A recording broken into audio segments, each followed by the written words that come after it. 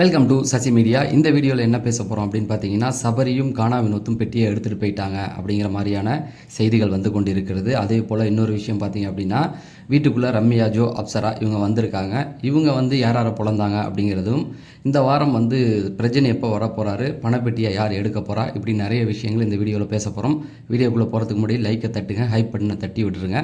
First எடுத்தோடனே Apsara, Ramya, Joe இவங்க 2 பேருமே உள்ளே வந்திருக்காங்க. இவங்க உள்ளே வந்து யாரை சம்பவம் பண்ணியிருக்காங்க அப்படின்னு பார்த்தீங்கன்னா, 2 பேருமே சாண்ட்ராவை சம்பவம் பண்ணிட்டாங்க. திவ்யா கூடுதலாக போய் விக்ரமை அடித்து உட்கார வச்சுருக்காங்க. இந்த 2 விஷயங்கள் தான் நடந்திருக்கு. அப்சராவை பொறுத்த வரைக்கும் சாண்ட்ராவை தான் வந்து டார்கெட் பண்ணி வந்திருக்காங்க. சாண்ட்ராவை வந்து நீங்கள் நடிச்சுக்கிட்டு தான் இருக்கீங்க அப்படிங்கிறத வந்து தெளிவாக சொல்லியிருக்காங்க. அதாவது உங்களுக்கு பேனிக் அட்டாக் வந்ததை நான் நம்புகிறேன், அதில் வந்து எந்த இதுவும் கிடையாது. ஆனால் அதை வச்சு அடுத்த நாள் நீங்கள் பண்ணதெல்லாம் ட்ராமா தான் அப்படிங்கிற மாதிரி போட்டு உடச்சிருக்காங்க. எதை சொல்கிறாங்க அப்படின்னா, கமருதீன் வந்து காலில் விழுந்தது, அப்போ பார்வதி வந்து மன்னிப்பு கேட்டபோதெல்லாம் நீங்கள் ஒரு மாதிரி பண்ணீங்க இல்லையா, அதெல்லாம் நடிப்பு மாதிரி தான் இருக்குது அப்படிங்கிற மாதிரி போட்டு வெளுத்து வாங்கி விட்டாங்க. அதுக்கப்புறம் அவங்க வழக்கம் போல் நான் அதெல்லாம் பண்ணலை அப்படிங்கிற மாதிரி அழுதுட்டு போய் உட்காந்துருக்காங்க. அதே போல் ரம்யா ஜோவும் வந்து பண்ணியிருக்காங்க. நான் போனதுக்கப்புறம் எனக்கு தான் தெரியும் அவள் தான் உள்ளே இருந்தான்னு நிறைய விஷயத்தில் என்னை இழுத்தீங்களே, எப்படி இழுத்தீங்க அப்படிங்கிற மாதிரி சொல்லிட்டு என்கிட்ட நல்லா பேசிட்டு பின்னாடி வந்து அவளும் அந்த கும்பலில் தான் இருக்கா, நடிச்சுக்கிட்டு தான் இருக்கான்னு நான் போகிறதுக்கு ஒரு நாளுக்கு முன்னாடி நீங்களும் பார்வதியும் நின்று பேசிக்கிட்டு இருந்தீங்களே, இதில் எது உண்மை எது பொய்ன்னு போட்டு பொழந்து எடுத்திருக்காங்க. அவங்க கேட்குறது நியாயமான ஒரு விஷயந்தான். அதை வந்து அவங்களால ஃபேஸ் பண்ண முடியல, உட்காந்து திரும்பவும் அழ ஆரம்பித்து ரொம்ப டவுன் ஆகிட்டாங்க அப்படிங்கிறது தான். அடுத்தது விக்ரம்கிட்ட போய் ரம்யா ஜோ என்ன சொல்லியிருக்காங்களா, நீ வந்து ரொம்ப நடிக்கிற, நீ வந்து கேமுக்கு ட்ரூவார்கள் இல்லை அப்படிங்கிற மாதிரி நிறைய விஷயங்கள் போட்டு அவரை போட்டு டவுன் பண்ணிட்டாங்க. அவர் நாள் பார்த்தீங்கன்னா ரொம்ப டவுனாக தான் இருந்தார். அரவராட்ட நான் பெட்டியை எடுத்துகிட்டு போகிறேன்னாரு. அப்புறம் நேற்று பிரவீன் வந்து கொஞ்சம் சொல்லி கொஞ்சம் நல்லா இருந்தார். இன்றைக்கி திரும்ப போட்டு டவுன் பண்ணி அவரும் அழ ஆரம்பிச்சிட்டாரு. ஸோ இந்த விஷயத்தில் பார்த்தீங்கன்னா அவர் பெட்டியை எடுக்கிறதுக்கான வாய்ப்புகள் நிறையா இருக்குது. ஏன்னா ரொம்ப டவுன் பண்ணிக்கிட்டே இருக்காங்க. என்னை பொறுத்த வரைக்கும் சுபிக்ஷா, கனி வந்து எஃப்ஜே இவங்களில் யாராவது ஒருத்தவங்க வந்து அவர்கிட்ட பேசினா மட்டும்தான் அவர் வந்து தெளிவாகிறார். முக்கியமாக சுபிக்ஷா, கனி இவங்க 2 பேரில் யாராவது ஒருத்தவங்க வந்து கூட அவர்கிட்ட நெகட்டிவாக சொல்லிட்டாங்கன்னா கண்டிப்பாக அந்த மனுஷன் பெட்டியை எடுத்துகிட்டு போயிடுவார் அப்படிங்கிறது தான், அதில் மாற்று கருத்தே கிடையாது. சாண்ட்ராவை பொறுத்த வரைக்கும் எப்படி எடுப்பாங்க அப்படின்னு பார்த்தீங்கன்னா, பிரஜன் நாளைக்கு உள்ளே வர போகிறாரு.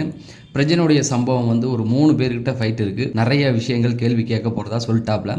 அடுத்தது பார்த்தீங்கன்னா வியானாவை போட்டு பொழக்க போகிறாரு. அது நல்லாவே தெரிஞ்சு போச்சு. ஏன்னா நேற்று 1 ஹவர் எபிசோட்லேயே ஒரு விஷயத்தை போட்டிருப்பாங்க, எல்லோரும் கவனிச்சிருப்பீங்க.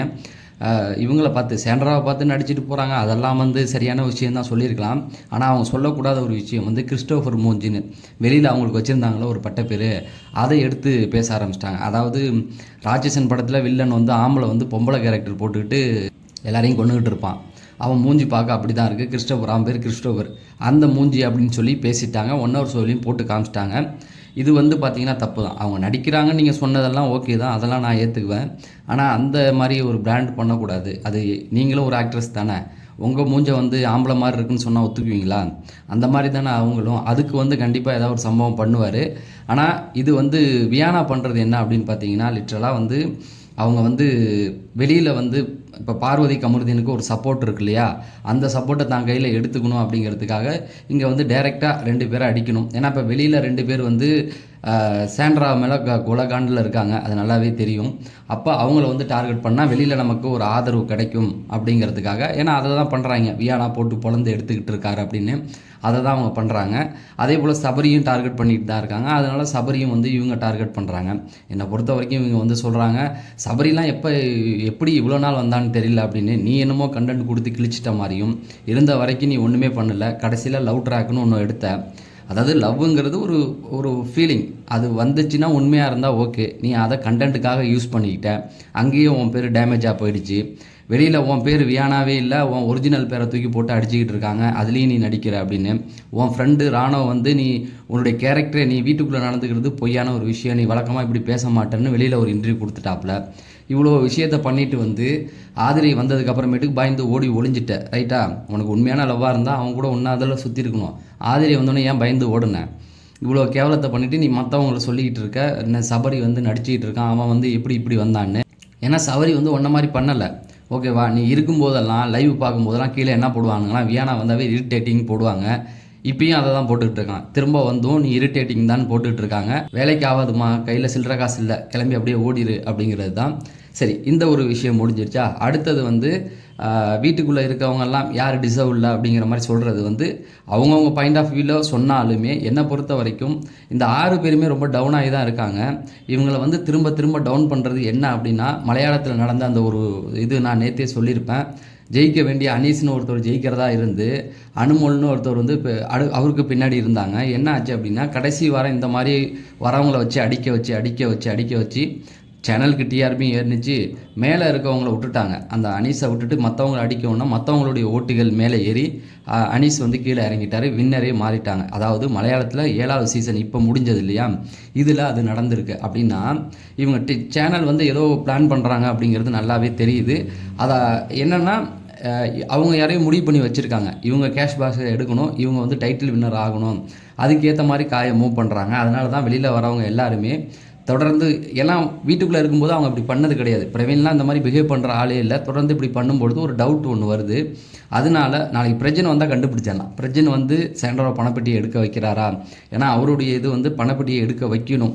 ஒருவேளை அவங்கள எடுக்க வைக்கலைன்னா அவங்க வேறு யாரோ வின்னிங்க்கு அந்த வின்னர் ரன்னருக்கு வேறு 2 பேரை செலக்ட் பண்ணுறாங்கன்னு அர்த்தம். அது மலையாளத்தில் நடந்ததை அப்படியே இங்கே காப்பி பண்ணி கொண்டு வராங்க அப்படிங்கிறது தான். சரி, இந்த பக்கம் வந்து கானா வினோத் வந்து பணப்பட்டியை எடுத்துட்டார் அப்படிங்கிற மாதிரி சொல்கிறாங்க. பணப்பட்டி வீட்டுக்குள்ளே தான் இருக்குது, அதை யாரும் எடுத்துகிட்டு போகல. நேற்று ஈவினிங்லேருந்து அந்த ஒரு செய்தி வந்து நான் கேள்விப்பட்டேன். நிறைய பேரும் செக் பண்ணி பார்க்கும்பொழுது அதை எடுத்துகிட்டு போயிட்டார் அப்படிங்கிற மாதிரி தான் இருந்தது. ஆனால் அதுக்கப்புறம் போய் பார்த்தா அவர் எடுக்கலை. நைட்லாம் ரொம்ப ரூமர்ஸ் பரவ ஆரம்பிச்சிச்சு. நான் நைட்டு வீடியோவில் பேசியிருப்பேன் அவர் வந்து பணப்பட்டியை எடுக்கலைன்னு. ஆனால் நான் நைட்டு வீடியோ வந்து ரெக்கார்ட் பண்ணிக்கிட்டு இருக்கேன். இது லைவ் பார்த்துக்கிட்டு இருக்கும்போது எனக்கு ஒரு மெசேஜ் ஒன்று வந்தது. சபரி வந்து பணப்பட்டியை எடுத்துகிட்டு போயிட்டாரா, உண்மையா ப்ரோ அப்படின்னு சொல்லி கேட்டிருந்தாங்க. எனக்கு திடுக்குன்னு ஆகிடுச்சு. நீங்கள் நேற்று நள்ளிரவு வீடியோ பார்த்தீங்கன்னா ரொம்ப கம்மியாக தான் போட்டிருப்பேன். ரொம்ப நாள் ஒரு 10-16 நிமிஷத்துக்குள்ளே அதை முடிச்சிட்டேன்.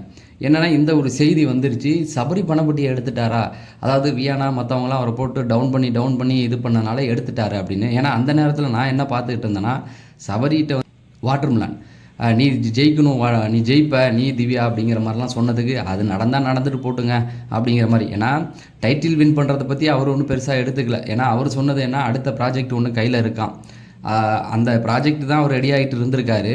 அந்த ப்ராஜெக்ட் போகும்போது தான் டீமை வந்து கூப்பிட்டு நீ வந்து இந்த ப்ராஜெக்ட் அப்புறம் பார்த்துக்கலாம், பிக் பாஸ் போகணும் கடைசி நேரத்தில் சொல்லியிருக்காங்க. அதை தான் சொன்னார். நான் ஏன்னா இதுக்கு வரப்போகிறேன், நான் பிளான் பண்ணிலாம் வரல.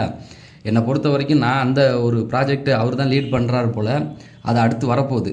அதுக்கு போனால் என்னை கூப்பிட்டு வந்து இதுக்கு போ அப்படின்னு சொல்லி அனுப்பி விட்டாங்களே தவிர, மற்றபடி என்னால் முடிஞ்சதை நான் பெஸ்ட்டாக கொடுக்குறேன்னா அப்படிங்கிற மாதிரி அவர் பேசிக்கிட்டு இருந்தார். அதெல்லாம் பேசிகிட்டு இருக்கும்போது என்னடா பணப்பட்டியை எடுத்துட்டாரா அப்படிங்கிற முறை நான் விசாரித்ததுக்கு எனக்கு 3-4 மணிக்கு மேலே தான் அந்த செய்தி கிடச்சிது. இல்லை அவர் எடுக்கலை அப்படின்னு. இது என்ன அப்படின்னு பார்த்தீங்கன்னா டார்கெட் பண்ணி அடிக்கிறது தான். ஏன்னா வெளியில் சிலர் என்ன பண்ணுறாங்கன்னா, கானா வினோத், சபரி இவங்க மேலாம் பெருங்கோவத்தில் இருக்காங்க. ஒன்றுமே கிடையாது, நமக்கு பிடிச்சவங்க ஜெயிக்கலை, அதனால் வெளியில் ஜெயிக்கிற மாதிரி இருக்கிறவங்களாம் தட்டி விடுவோம் அப்படின்னு சபரி மேலாம் செம காண்டில் இருக்காங்க.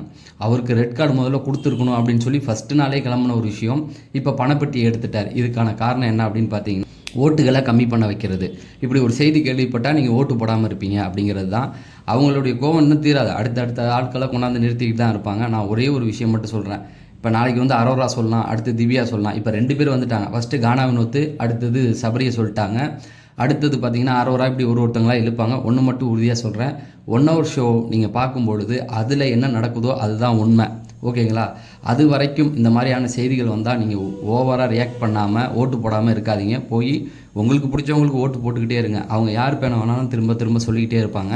ஓட்டு போடுங்க. அதை எங்கே கன்ஃபார்ம் பண்ணலாம் அப்படின்னு பார்த்தீங்கன்னா 1 hour ஷோவில் நைட்டு கன்ஃபார்ம் பண்ணுவாங்க இவங்க பணத்தை எடுத்துட்டாங்க அப்படின்னு. அது வரைக்கும் ஓட்டு போடுறத நிறுத்தாதீங்க. இது எதுக்குன்னா ஒருத்தவங்களை ஓட்டு போடுறதை நிறுத்த வைக்கிறதுக்கான ஒரு பிளான். நான் எல்லாருக்கும் பொதுவாக சொல்கிறேன், 6 பேர் இருக்காங்க, 5 பேர் அரோரா இல்லை, அதில் பாக்கி 5 பேருக்கும் நீங்கள் ஓட்டு போடணும்னு நினைக்கிறவங்களும் ஓட்டு போடுங்க. ஏன்னா அவங்க பட்டியை எடுத்துட்டாங்கன்னு இன்னொரு செய்தியும் வரும். அதை பார்த்துட்டு நீங்கள் ஓட்டு போடுறதை நிறுத்தாதீங்க. அவங்களுடைய நோக்கமே ஓட்டு போடுறதை நிறுத்த வைக்கணும் அப்படிங்கிறது தான். இந்த ஷோவே அவங்க ரன் பண்ண வைக்கக்கூடாதுன்னு தான் சிலர் பிளான் போட்டுக்கிட்டு இருக்காங்க. ஏன்னா எங்களுக்கு இல்லை இனிமேல் எதுவும் நடக்கக்கூடாதுரா அந்த மாதிரியான வேலைகளை தான் திரும்ப பார்த்துக்கிட்டு இருக்காங்க. அதனால் அந்த வழியில் நீங்கள் இல்லாமல் ஓட்டை போடுங்க. நம்ம அடுத்த வீடியோவில் சந்திப்போம் அப்படிங்கிறத சொல்லி நான் விடைபெறேன். நன்றி, வணக்கம்.